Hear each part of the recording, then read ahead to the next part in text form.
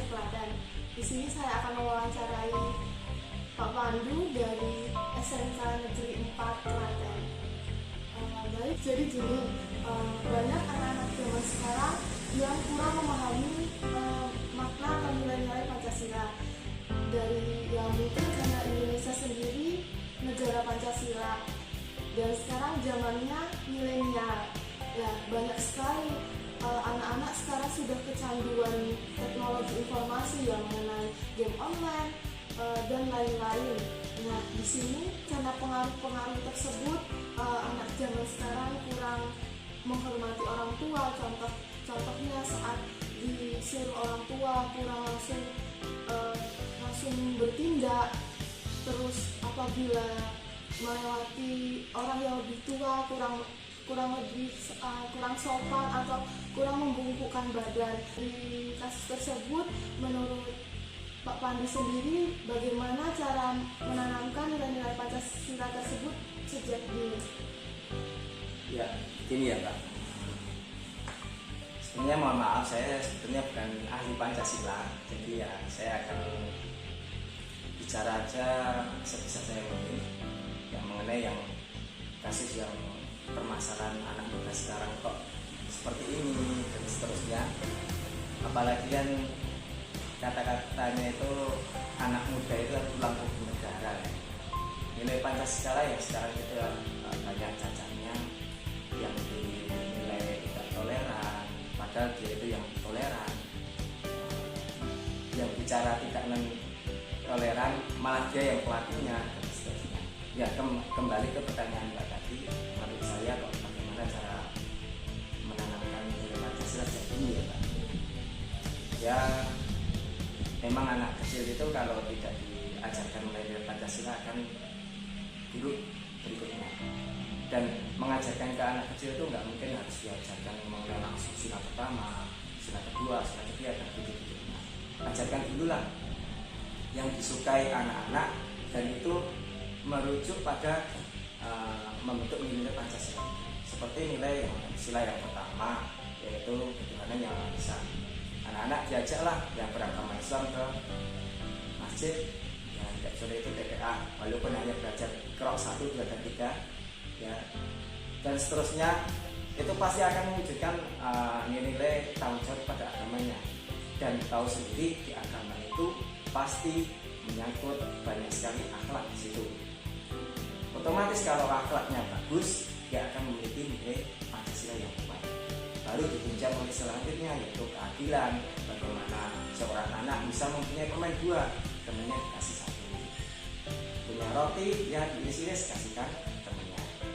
Persatuan Indonesia, bagaimana anak-anak pada saat upacara itu tidak disuruh-suruh oleh siapa, bapak ibu gurunya untuk ke lapangan, tapi apa, gercep langsung bertindak gitu ya. Sebelum dia sudah siap di lapangan. Dan sebenarnya banyak sekali di upacara-upacara itu siswa disuruh istirahat, dia malah ngobrol, suruh hormat, tangannya malah gimana. Ya, seterusnya itu bagi saya sebagai seorang guru dan setiap upacara saya harus ngejar siswa saya gitu ya. Ayo kayak dong, ini ngumpul. Kita harus kejar-kejar dan seterusnya. Kemudian permusyawaratan, yaitu mengenai musyawarah yang sila yang keempat. Bagaimana anak itu ingin sesuatu, ingin diberikan orang tua, tapi musyawarahnya pada orang tua. Dan orang tua itu memberikan timbal balik kepada anak. Deknya itu nggak sedikit, dek. Misal anak seorang laki-laki dia suka pada boneka Barbie. Bagaimana orang tua itu mungkin boleh sani boneka Barbie itu kan nanti nggak cong lagi bilang besok dia jadi TNI. Nah, itu kan wujud orang tua itu memberikan nilai yang keempat, itu musyawarah pada anak, biar anak besok itu tidak ada yang namanya egois.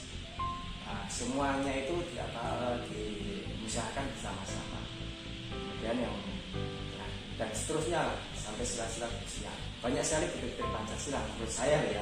Ini omongan saya aja, saya bukan ahlinya di situ. Intinya penting sekali, yaitu masa-masa muda atau masa-masa dini diajarkan nilai Pancasila. bukan hanya ke agama saja tapi ke masyarakat. Mungkin itu hanya gini, kemudian dari remaja pun juga harus misalnya dimasukkan kepada siluman, atau di bahasa kerennya karang taruna, bahasa kerennya lagi pemuda pemudi. Itu banyak sekali nanti kegiatan sosial, kegiatan musyawarah pada kumpulan sosial, yaitu gotong royong. Keagamaan bisa ikut di dalam program rois atau yang level yang lebih tinggi lagi dan seterusnya. Kemudian mulai ke dewasa juga begitu. Bisa kita ambil parameternya dewasa itu sudah menikah atau yaitu mengenai keluarga baru. Itu pun juga ditanamkan dalam Pancasila, bagaimana yang hidup tetangga yang baru, bagaimana yang menaati peraturan di masyarakat yang baru, takwa kepada Tuhan dan seterusnya. Karena apa, menikah itu juga sudah bagian dari takwa kepada Tuhan dan seterusnya kepada masyarakat. Persatuan Indonesia pun juga bahkan taat kepada hukum itu juga masuk kepada persatuan Indonesia. Dan implementasinya apa? Karena apabila seorang itu sudah menaati nilai-nilai Pancasila, sudah tertanam dalam dirinya Pancasila, saya yakin tidak ada yang namanya yaitu saling adu domba, pecah belahan. Terus yang baru-baru sekarang ini agama jadikan alat untuk memperpecah kesatuan dan itu dan seterusnya. Mungkin itu saja. Jadi penting ya Pak untuk menanamkan nilai-nilai Pancasila sejak dini tersebut. Ya penting itu, harus dimulai dari sejak dini. Baik, untuk yang pertanyaan kedua, sekarang adanya wabah pandemi corona ini menjadikan banyak, ya jangankan sekolah online, kerja pun juga kerjanya juga di rumah online gitu. Nah di sini bagaimana mengatasi kecanduan anak-anak ya usia SD, TK, walaupun TK aja sudah bisa tugas online. Nah itu bagaimana anak-anak tidak kecanduan teknologi informasi sekarang? Mungkin kalau dari saya menyikapi soal pandemi dulu ya Pak. Pandemi ini secara tiba-tiba, dan kebetulan pada saat pandemi ini ada pemerintah membentuk menteri, mengganti menterinya Nadiem Makarim yang mempunyai prospek pada depan, yaitu mengenai bagaimana sekolah itu daring, dan ini pas sekali gitu ya. Dan mengenai daring ini, online ini ya gimana ya, ada pro dan kontranya. Pronya apa? Kita bisa belajar itu tidak hanya di dalam kelas, terus belajar lihat report dan seterusnya. Kan kita sudah ada HP, kenapa kita tidak gunakan HP ini seperti buku? Gitu. Kemudian selanjutnya, yang kontranya gimana? Orang tua sibuk. Seharusnya orang tua itu bisa jalan-jalan ke rumah sana, hibah sini. Ya harusnya bukan hibah ya. Yang mana ngobrol sana ngobrol sini. Ternyata disibukkan dengan orang tua yang harus mengajari anak-anaknya, yaitu belajar atau mengajar ke situ. Toh ya, kalau orang tuanya bisa nggak masalah, orang tuanya happy aja. Tetapi kalau orang tuanya mohon maaf tidak menguasai ilmu itu kan juga susah. Maka dari itu menjadi nilai tersendiri. Yang penting pokoknya dari saya, masa pandemi itu menggunakan daring, menggunakan classroom, Google Classroom, WhatsApp dan seterusnya, itu bagi saya positif saja. Karena keadaan itu tidak mungkin kita harus belajar di situ terus. Belajarnya di mana-mana. Ya mengenai kecanduan dalam teknologi ya Pak. Bukan hanya anak yang kecanduan, bahkan yang dewasa pun juga kecanduan. Bahkan saya sendiri juga kecanduan loh ya. Saya juga kecanduan. Mengenai apa? Setiap hari saya harus pegang HP. Tapi itu juga ada kontrolnya. Misal anak belajar pegang HP terus. Dalam belajar itu pun dia juga tidak harus belajar terus di Google Classroom terus. Pasti dalam waktu 15 menit siswa itu akan buka WhatsApp. 15 menit siswa itu buka Facebook. Dalam 15 menit dia buka Instagram. Dan selama buka Facebook, Instagram dan seterusnya itu durasinya tidak hanya 15 menit, 20 menit mungkin. Itu kendala yang menurut saya alami. Itu aja siswa SMK. Ya itu hal yang wajar, tergantung bagaimana siswa itu memanagenya. Misal saya itu jujur aja, yang namanya Instagram dan Facebook itu dari kemarin itu membuat saya candu ya. Jadi saya harus lihat terus itu yang namanya media itu terus. Tetapi kan dalam media itu bisa dicari konten yang baik, bisa cari berita, cari bisnis online, itu juga penting ya, dan seterusnya. Nah kalau mengenai anak gimana? Kalau anak itu pun juga harus, kalau sendiri anak sendiri itu juga nggak bisa, harus ada pendampingnya orang tua. Jadi siswa apabila dia belajar, sudah mulai belajar, ya orang tua mendampingi.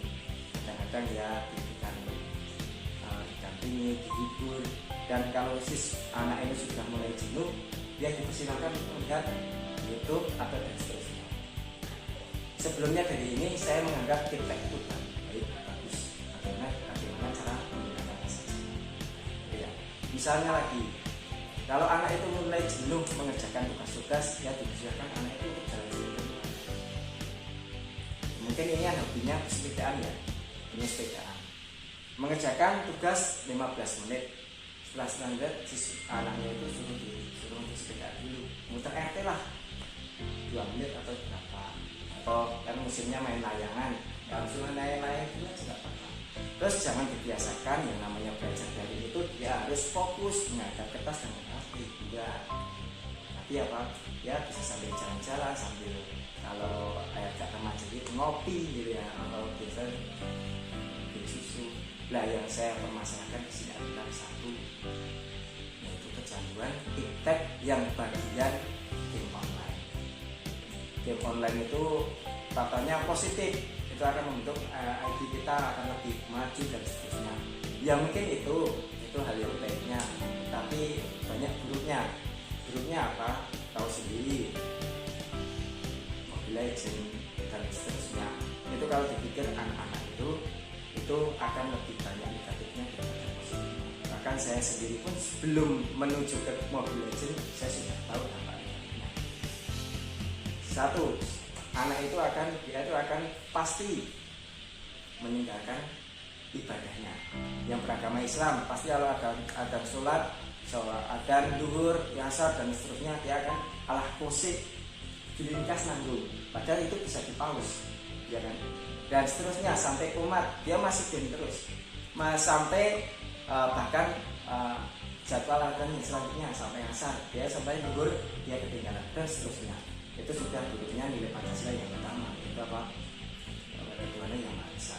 Yang kedua, bersosialisasi, sifat adil. Dia tidak bisa adil pada waktunya.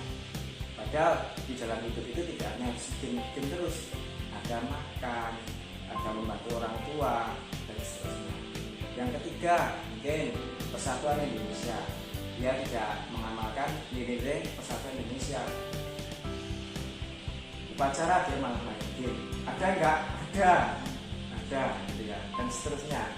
Itu dari persatuan Indonesia. Kemudian dan bermusyawarah dan seterusnya. Pokoknya game itu salah satu yang menyebabkan kecanduan nilai-nilai Pancasila yang berkurang.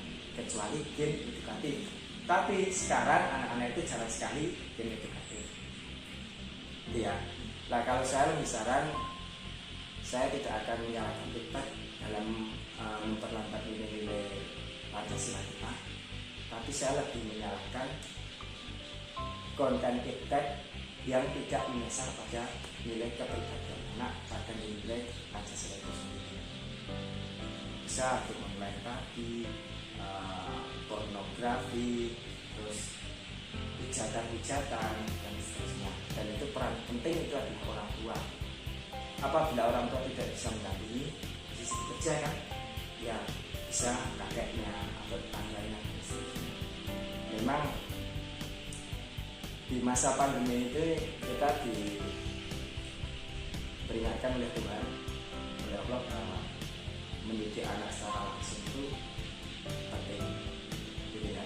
Mungkin dari itu saja.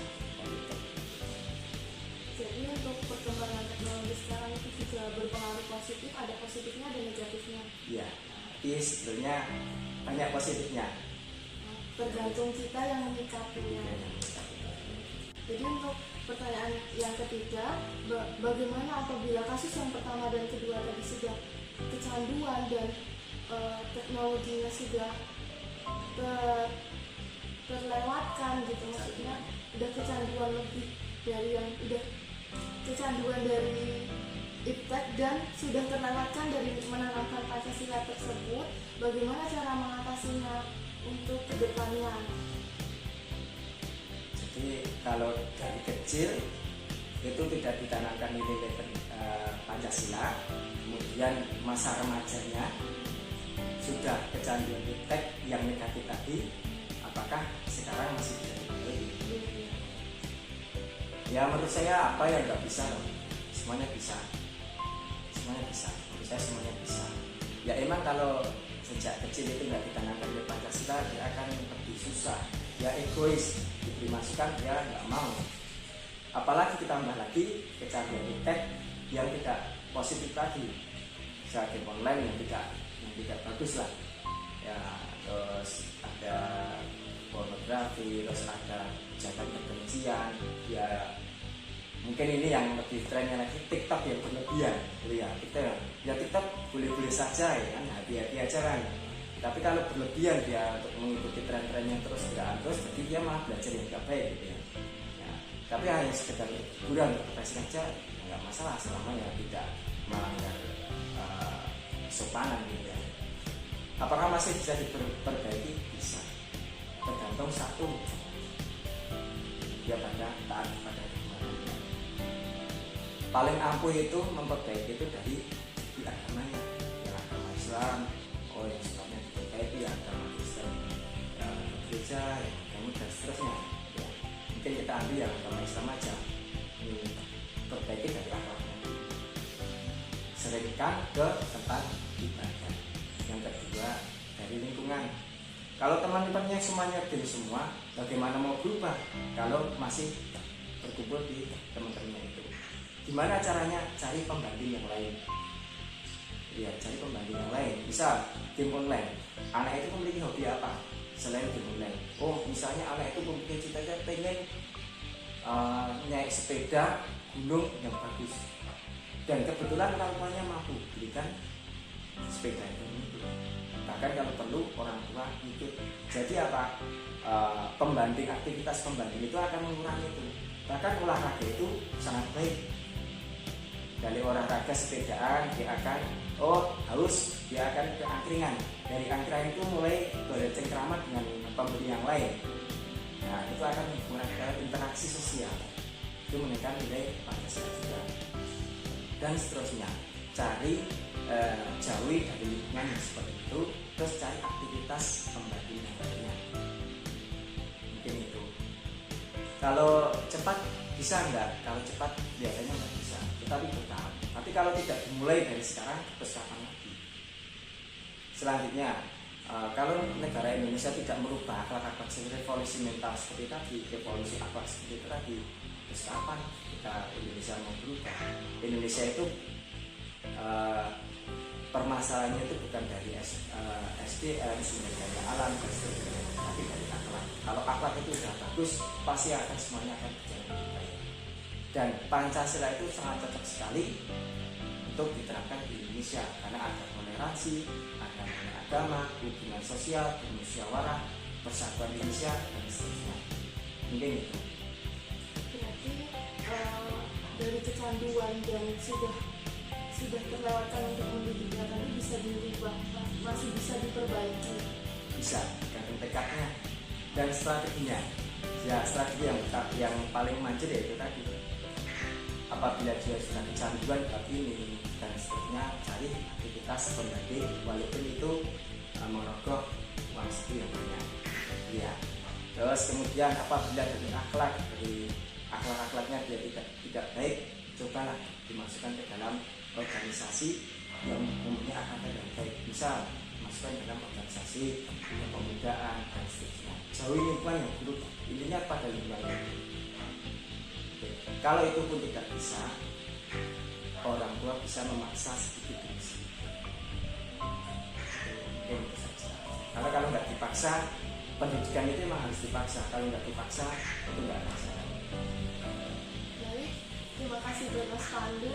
Sekian, itu saja wawancara dari saya dan Mas Pandu. Terima kasih. Wassalamualaikum warahmatullahi wabarakatuh.